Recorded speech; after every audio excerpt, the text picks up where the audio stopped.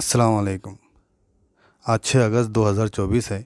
कल शाम में जब मैं घर आया तो मेरा बच्चा होमवर्क कर रहा था इंग्लिश का, और जब उसने मुझे देखा तो मुझसे हेल्प मांगी, तो मैं उसके करीब गया और मैंने देखा कि वो क्या पढ़ रहा है। तो मैं पढ़कर चौंक गया कि ये क्या चीज़ प्राइमरी एजुकेशनल बोर्ड ने सिलेबस में डाल दी है। गुलाम कौमों का कोई अपना विज़न नहीं होता।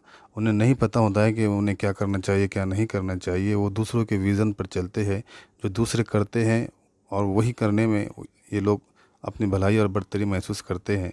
हम जिंदा कौम हैं, तो हमने दूसरों की अगर कोई चीज़ को कबूल करना है तो उसमें मौजूद तमाम मुज़ीद और नुकसानदेह चीज़ों को निकालना होगा, फिर मुफीद चीज़ों को अपने हिसाब से डालकर तब्दील करके सिलेबस में शामिल करना होगा। असल में ये एक इंग्लिश की नज़्म थी जिसे हैरी बहन ने लिखा है, और इसमें इन्होंने दरख्त की बहुत सारी इम्पोर्टेंस और उनकी अफादियत पर बात की। यहाँ पे एक पैराग्राफ में वो लिखते हैं कि दरख्तों से हमें फ्रूट्स मिलते हैं और लकड़ियाँ मिलती हैं ताकि हम उससे अपने घर बनाएं, और दरख्त हमें पत्ते देते हैं जिसको हम हेलोवीन में जलाते हैं।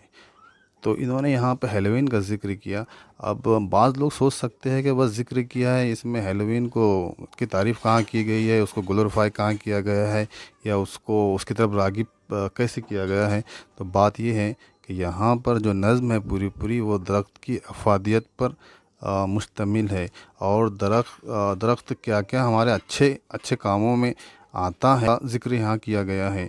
तो यहाँ पर हेलोवीन का ज़िक्र भी इस अंदाज में किया गया है कि ये अच्छे काम है और दरख्त के पत्ते इस काम में इस्तेमाल होते हैं, इसलिए दरख्त इम्पोर्टेंट है। हेलोवीन क्या है, मैं इसका ज़िक्र आगे करता हूँ। यहाँ पर एक बात समझने की ये है कि हमने हमारे बच्चों को अच्छे टीचर्स यानी अच्छे इंसानों के पास पढ़ने के लिए भेजना चाहिए, कि जिनके अखलाक अच्छे हो, जिनकी सोच ऊंची हो, जिनकी आज़ाद फितरत के हो, और जिन्हें इल्म हो कि क्या सही है और क्या गलत है, ताकि वो ऐसे मौक़ों पर हमारे बच्चों की सही तरह से रहनुमाई करे और उन्हें किसी चीज़ के पर्टिकुलर चीज़ के मनफी पहलुओं से आगाह करे और उसके मुतबादिल उनको बताए। हेलोवीन को 31 अक्टूबर की रात से मनाना शुरू किया जाता है।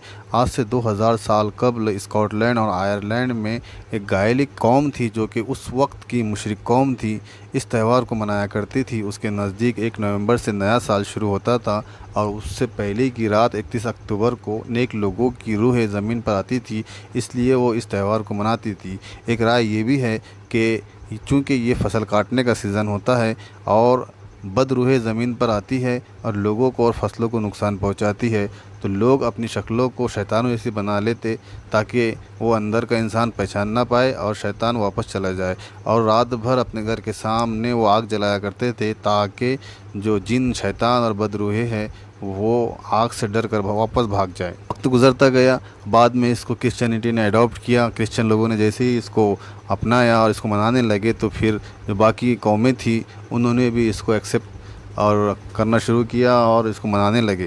तो ये दुनिया के मुख्तलिफ़ हिस्सों में मुख्तलिफ़ लोगों के ज़रिए मनाया जाता है, लेकिन आज इसकी शक्ल ये है। ये त्यौहार सिर्फ़ रात भर पार्टी करना, शराब पीना और शैतानों जैसे कपड़े पहनना और शैतानों जैसी शक्लें बनाना और मास्क पहनना और इस तरह की हरकतें करना, बस इसी चीज़ों का नाम बनकर रह गया है। अब हालत ये है कि ये एक बहुत बड़ा बिज़नेस इवेंट बन गया है।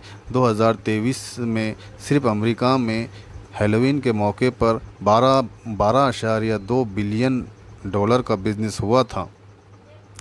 तो अब इसके पीछे एक बिज़नेस लॉबी भी काम कर रही है जो इसको प्रमोट करती है। तुम देखते होगे कि हर मतलब सेलिब्रिटी जिसको हम हीरो हीरोइन कहते हैं, स्पोर्ट्समैन है या बड़ी बड़ी पर्सनैलिटीज़ है, तो वो इसको प्रमोट करते हैं।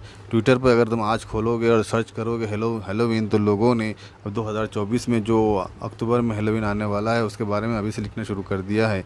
तो ज़रूरत इस बात की है कि कोई बंदा उठे और बोर्ड को एप्लीकेशन लिखे कि वो कम से कम जो शेर है हेलोवीन का वो उस नज़्म से, उस पोएम से हटा दे।